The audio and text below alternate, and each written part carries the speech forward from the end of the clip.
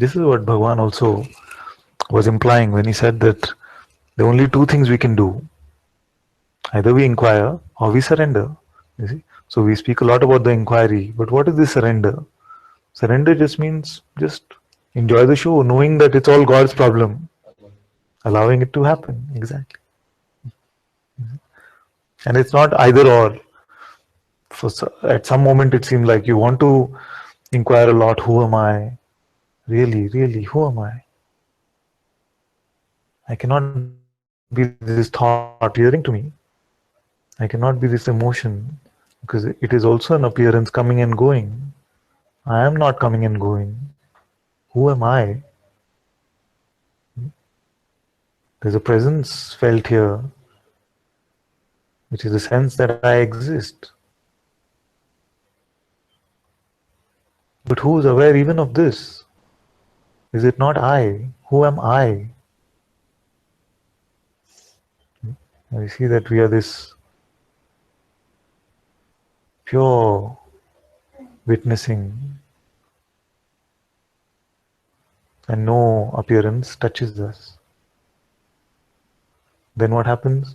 Then we become open to anything coming and going. You see?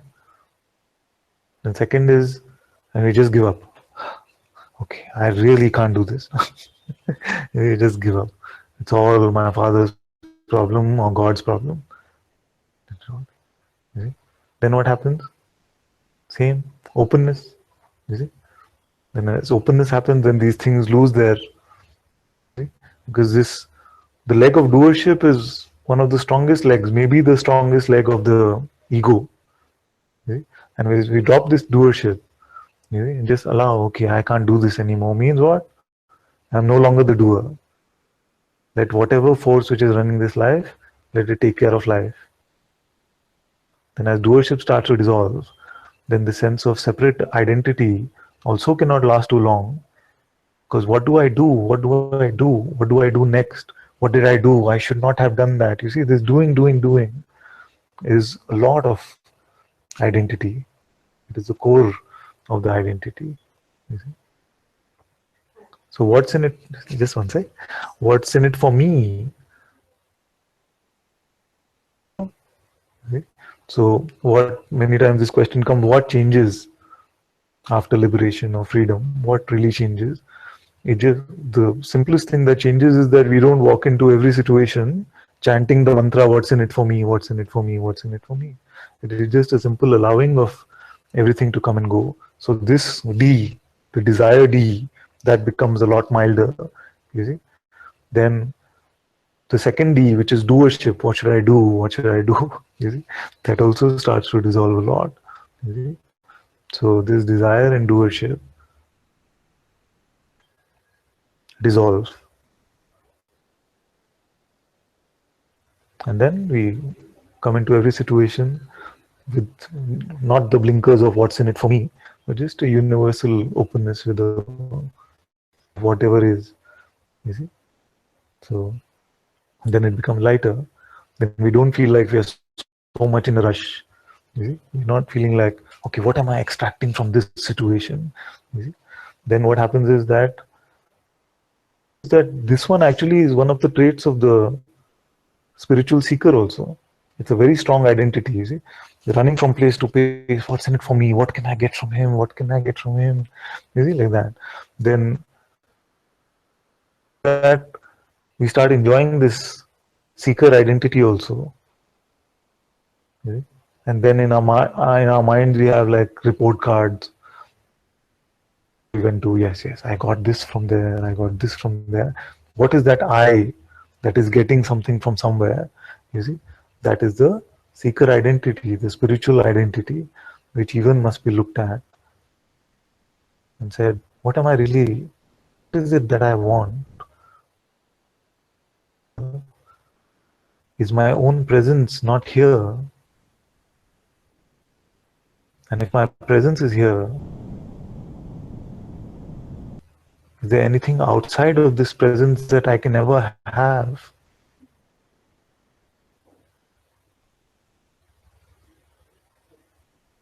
You see, as you start seeing this presence to be consciousness, God itself is available for you,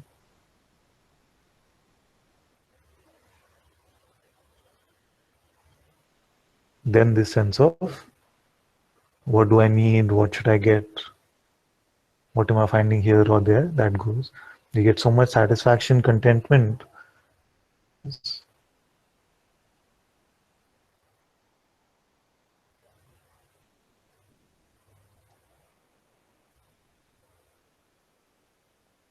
Then you find that those things that we were chasing, you see, love, peace, all of these, you see that we've had it upside down. We are not to chase them. They are in service to us, not us personally, in service to this presence, the God presence, which is your own presence. You see. So then, if you put the person hat on, then we can keep running on this treadmill for the rest of our life. You see. But it'll always seem like almost there, I almost got it. You see. And we might have ideas like, okay, somebody has to push me off the cliff, or somebody has to give me an awakening experience, or something like this. You see, we keep running on this never-ending treadmill. But as we find that there is nothing beyond this, which is already here, which I can ever get, then you see that there is no lack, there is nothing missing. I don't want anything for me anymore.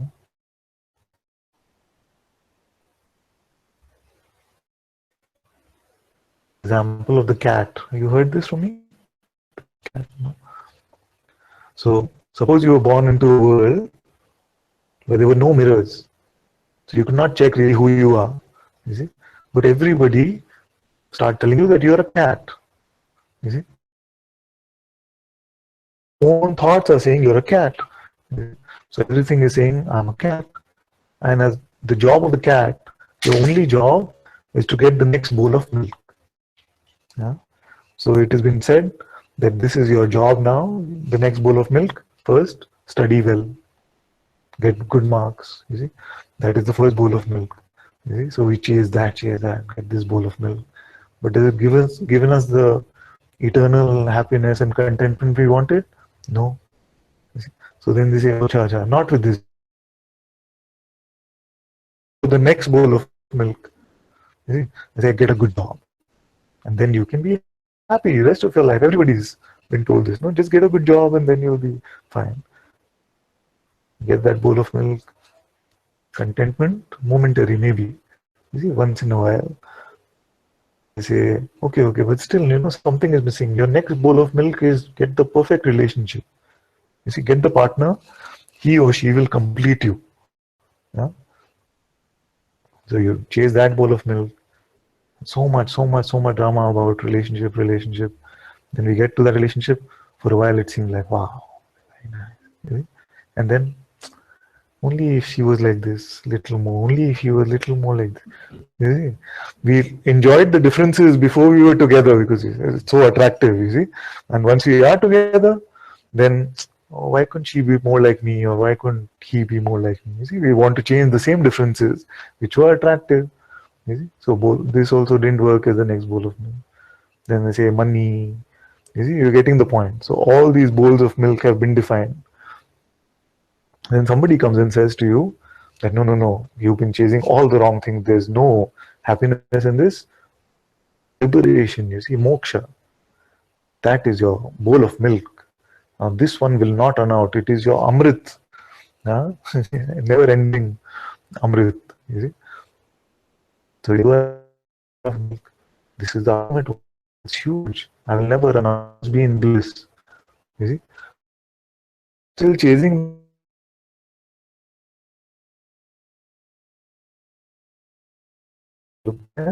We're just chasing like the cat, chasing this ultimate bowl of milk called freedom. Then one day you go to a true sage. Now a true sage will tell you, actually, sorry to break it to you, but I don't have any such bowl of milk. You see? But what I do have is a mirror. You see? Are you willing to look? You see? Then, if there is openness, this is what it means by openness. You see? If there is openness to not be a cat, you see? If you're open to the idea that you're not a person at all, you see, then you can see this mirror and you will find that it's reflecting cat. You see? So when that happens, when you see that there is no cat, you see, then what do you find? There is no person here, but what is here which is undeniable? The sense that I am, that I exist. So this I am, although it seems very simple, especially when I ask you, can you stop being now? You see? You say, no, of course not. What kind of question is that?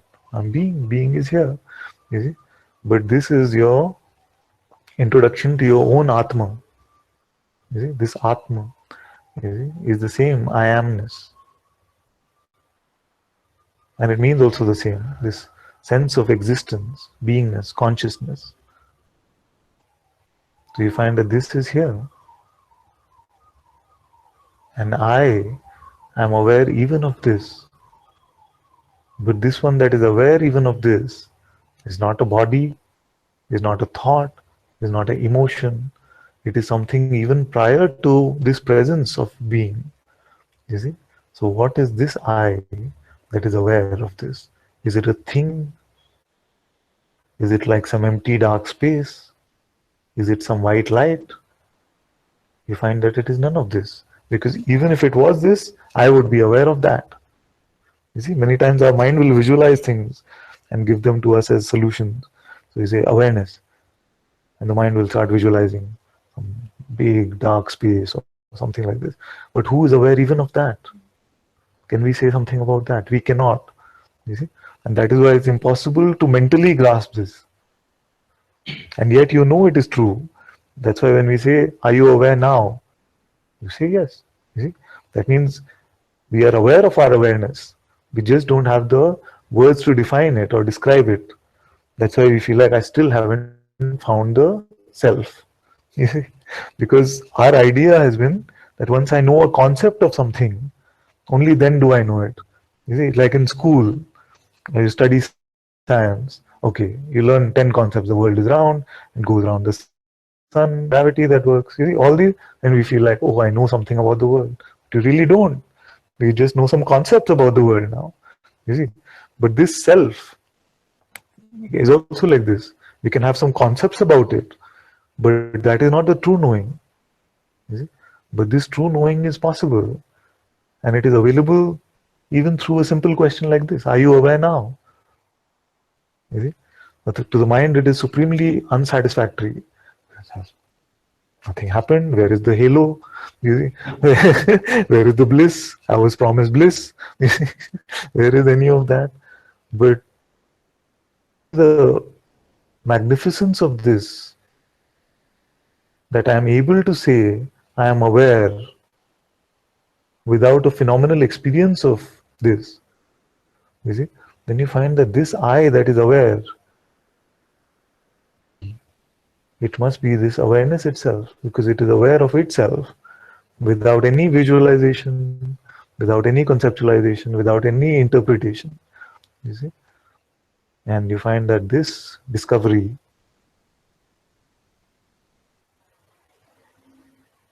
is the recognition of the self. It is not that it is something new. It is a recognition. You see, so just to come to this recognition is very beautiful, even in our phenomenal day-to-day life. You see why? Because when the thought comes and says, "Oh, doesn't like me so much," like is not so much on that now. The belief is not so much on that now. Recognizing ourselves to be this awareness. You see, so as we switch our idea about ourselves, going from I am this person, I have this identity, I am like this, I am like this, and we just throw all of this away and we have no idea now about who we are. You see? Then when things come as triggers for us, even in the world, you feel like somebody is attacking space. You see, somebody is taking a sword and trying to cut space. You will just laugh at it. You see, but if you imagine yourself to be sitting there, and then you will feel like, yes, I'm being attacked, I'm being cut, I'm being hurt. You see, so that is why this recognition is very beautiful, and it makes what our mind is saying laughable actually. So I often say that this tormentor, which seemed like a tormentor, then becomes like a stand-up comedian, which is available to us for free, no ticket also needed. See? And this is the primary difference between a sage and the so-called normal layman. The sage is enjoying this comedy in the head. That's why they're always smiling and laughing. Yeah. They're enjoying this comedy which the mind is giving them, and the layman is taking it so seriously and saying, "Yeah." So, not believing our thoughts, the recognition of who we are, all of these are correlated, interrelated.